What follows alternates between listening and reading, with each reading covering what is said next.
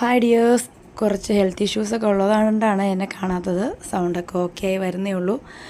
ഇതിനിപ്പോൾ അടുത്ത ആഴ്ച കുറച്ചൊക്കെ ഓർഡേഴ്സ് ഉണ്ടായിരുന്നു. അപ്പോൾ അതിൻ്റെ മുന്നോടിയായിട്ട് കുറച്ച് സാധനങ്ങൾ മേടിക്കാൻ പോയതിൻ്റെ വീഡിയോ ആണ്.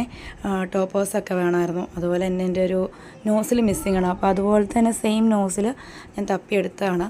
അതുപോലെ നൈസിങ് ബ്ലൂ, പിങ്ക് കളേഴ്സൊക്കെ എടുത്തു. അതുപോലെ ഷുഗർ ബോൾസ്, പിന്നെ ബാർബിയുടെ വലുതും ചെറുതും കവർ വേണമായിരുന്നു.